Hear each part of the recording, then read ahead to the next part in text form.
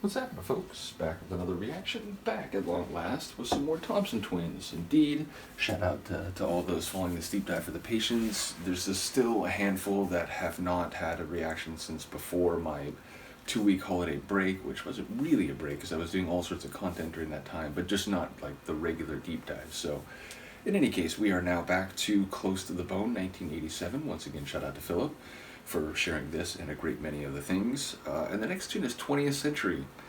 Well, at the time, it very much was the 20th century, into the final quarter, of course, and what can one say of the 20th century? As a historian, I would say yeesh, but ultimately, there's a number of great civic strides and freedoms and liberties achieved in at least some places during the 20th century on an unprecedented level, compared to earlier centuries and millennia. So there are positive things you can say about the 20th century, but by far the most warfare-related deaths of any century up to that point.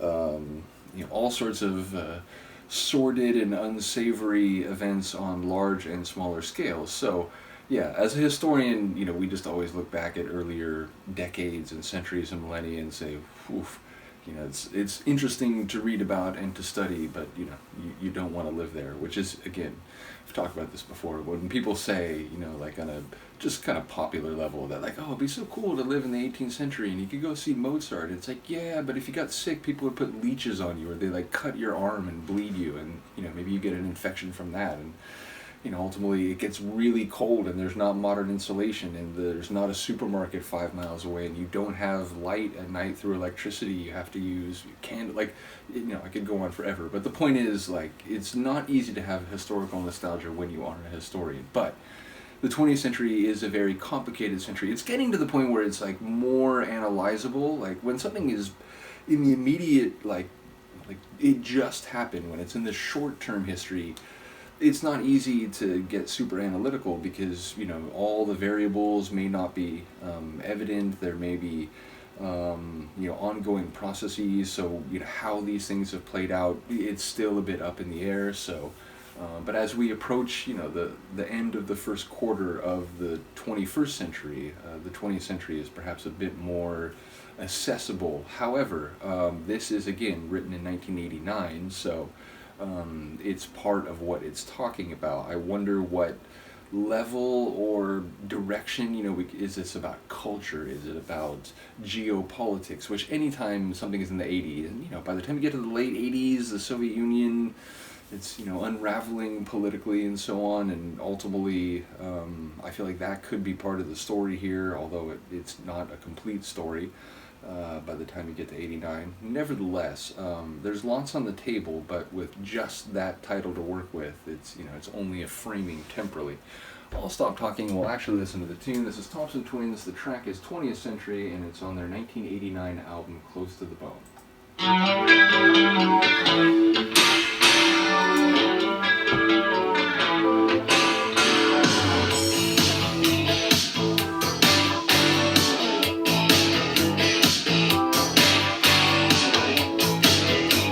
Got a bit of funk in the low end. Hey, when I was born 10 years, I didn't nothing wrong. Got things are getting strange way before I came along. So I became a master of high technology. Yeah. High tech what?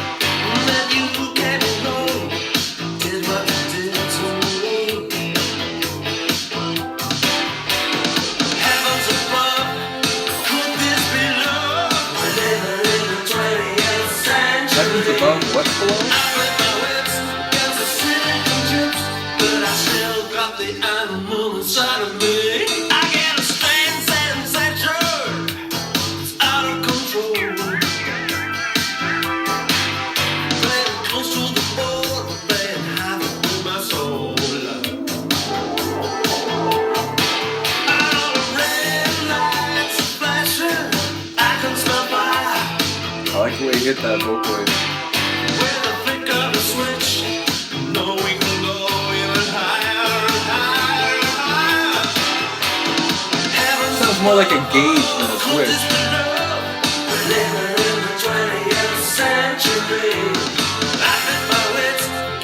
Or a dial, perhaps? But I still got the animal inside of me. The animal inside of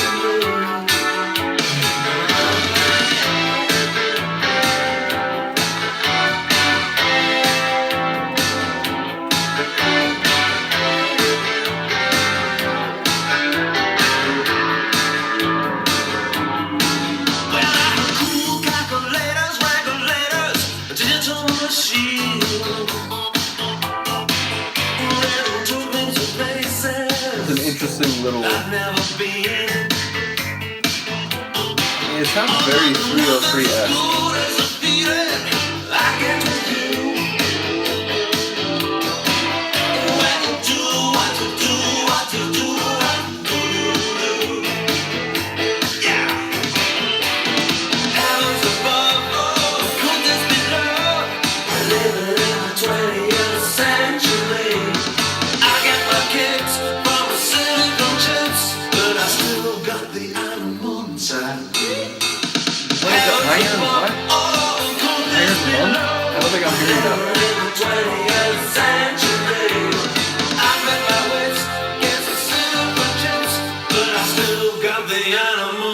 The animal.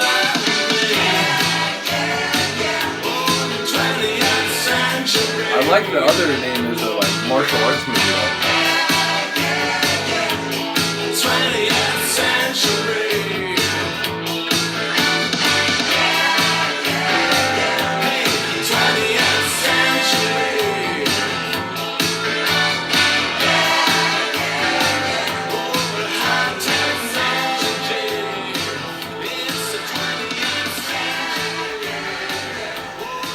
So yeah, it feels like the scale is more personal. It feels like this is not so much a Cold War, like an assessment of the state of the world in the late 20th century. It feels like it's somehow a temporal marker for himself, but the heaven above, and I don't know what is below. I could not hear that word. But yeah, like he's saying these comments which seem to be running in another direction, but he's still got the animal inside of him, so yeah, I'm not sure what... I mean, again, that could be allegorical, like this could be a personification of a nation or something. Like it could be still in the realm that, I think of when I consider a lot of tunes from the 80s or late 80s. But, yeah, in the moment, it felt like a more personal track. Either way, a lot of funk to it, like some big brass. I was thinking, though, as I was hearing that brass, like...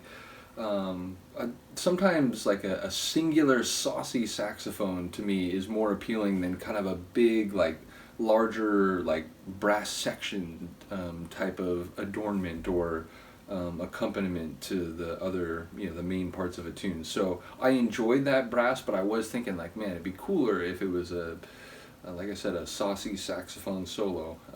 Nevertheless, a cool tune, and one that, as I go through their work, like leading into the end of this decade, I'm both, on the lookout for shifts in their sound, which people mention, like by this point, there's a couple folks who have already said, like, to me, this was already moving in enough of a different direction that it just, it wasn't like quick step and side kick. Like it was something that, they didn't enjoy as much as the couple albums previous.